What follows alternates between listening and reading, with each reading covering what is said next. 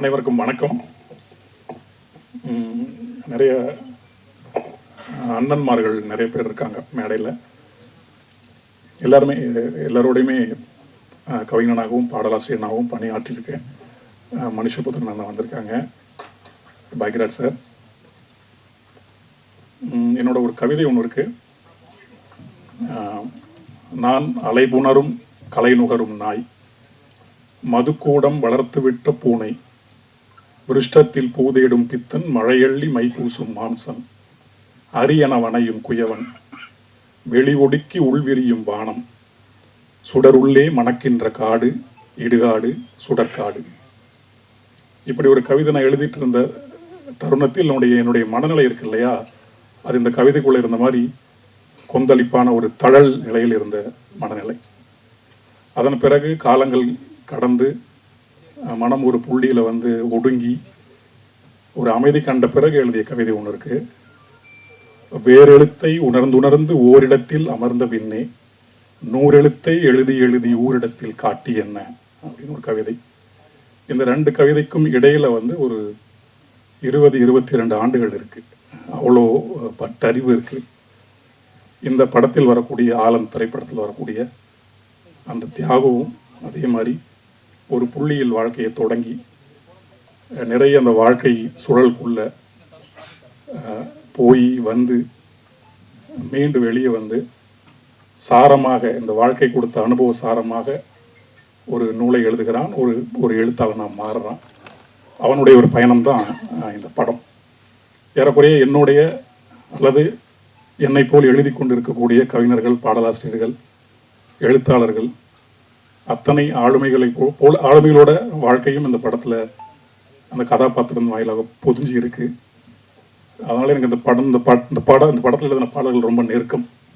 ஒரு வெளியிலிருந்து எழுதின மாதிரியான ஒரு உணர்வு எனக்கு இல்லை. என்னுடைய வாழ்க்கையை நான் மீண்டும் நினைவு கூர்ந்து எழுதி பார்த்துக்கிற மாதிரி தான் இருந்தது. சிரமமும் இல்லை. அதுக்கு என்ன காரணம்னா மெட்டு. நிறைய அந்த வெஸ்டர்ன் இன்ஃப்ளூயன்ஸ் இசைக்குள்ள வந்த பிறகு இங்கே இருக்கக்கூடிய இந்த மரபின் தாளம் ஒன்று இருக்கு. நம்ம ஒவ்வொரு நிலத்துக்குமே ஒரு தாளம் இருக்கு இல்லையா, அதை நம்ம தொலைக்கும் போது நம்ம அடிப்படையில் நிறைய தொலைச்சிட்றோம்னு நினைக்கிறேன். நம்மளுடைய பர்சனாலிட்டியை நம்ம தொலைச்சிட்றோம் அப்படின்னு நினைக்கிறேன். அதை மீட்டெடுத்து கொண்டு வரக்கூடிய சில முயற்சிகள் உண்டு. அது ஒரு பக்கம் ஓங்கி ஒழிச்சிக்கிட்டே தான் இருக்கு, ஓங்கி வளர்ந்துக்கிட்டே தான் இருக்கு.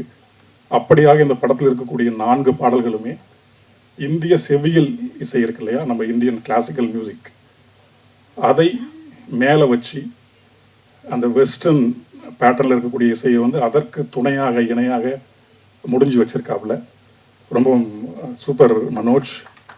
இன்னொன்று, மனோஜ் இசைத்துறைக்கு ரொம்ப சின்ன வயசுலேருந்தே அவர் இசையில் இருக்கக்கூடியவர். அவர் திரைத்துறைக்கு தான் அவருக்கு இது முதல் படம். பாட்டை நீங்கள் கேட்கும்போது உங்களுக்கு தெரிஞ்சிருக்கும். இன்னும் பொறுமையாக உட்காந்து அந்த மன அமைதியோடு அந்த ட்ராங்குவல் ஸ்டேட்ல இருந்து மனோஜோட இந்த படத்தினுடைய இசைகளை கேட்கும்போது நம்முடைய இந்த நிலத்தில் இந்த வேரில் இருக்கக்கூடிய அந்த தாளம் உறுதியாக இந்த ஒவ்வொரு பாட்டிலுமே இருக்கிறது உங்களாலையும் உணர முடியும்.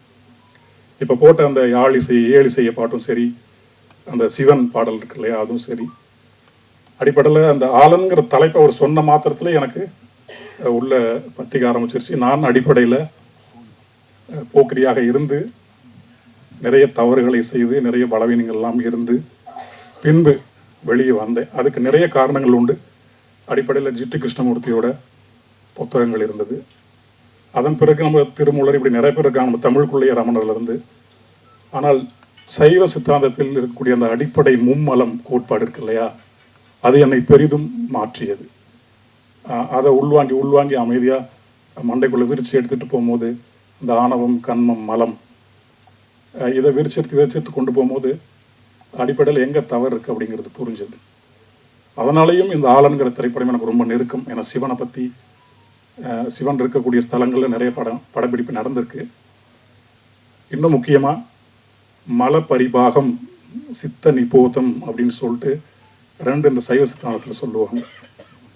நம்முடைய அழுக்குகளை நாமே குறைத்து கொண்டு வருவதன் மூலமாக நாம் மேல் நோக்கி ஏறுவது அப்படிங்கிறதான் சிம்பிளராக நான் சொல்கிறேன். அதை கடைபிடிக்க ஆரம்பித்த பிறகு என்னுடைய வாழ்க்கையிலும் மாற்றம், என்னுடைய எழுத்துலையும் மாற்றம், ஒரு மனப்பக்குவம், இதெல்லாமே ஆட்டோமேட்டிக்காக நடக்குது. அதனாலையும் இந்த ஆலன்கிற டைட்டில் கேட்கும் போதெல்லாம் எனக்கு ஒவ்வொரு முறையும் மேம் சொல்லும் போது ஆலன் அப்படின்னாங்க, சரி இங்கே ஆலன் தான் அங்கே ஆலன் ஆகியிருக்கேன் போல. அதனால் இந்த படம் எனக்கு ரொம்ப நெருக்கமான ஒரு படம். இன்னும் ரொம்ப நெருக்கம் எதனாலன்னா என்னோட தம்பி விவேக் பிரசன்னா. நிறைய பேருக்கு தெரியுமான்னு தெரியல, நாங்கள் உடன்பிறப்பு. ஆமாம் ஆமாம், நான் அண்ணன், அவன் தம்பி. ஆமாம்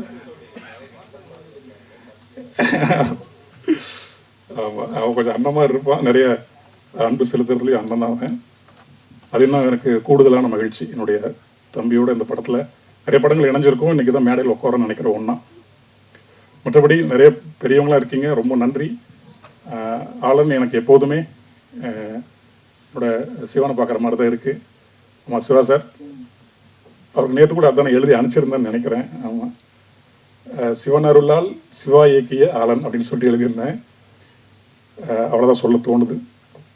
மீண்டும் ஒரு சிவவாக்கியார் பாட்டை நான் முடிச்சுக்கலான்னு நினைக்கிறேன்.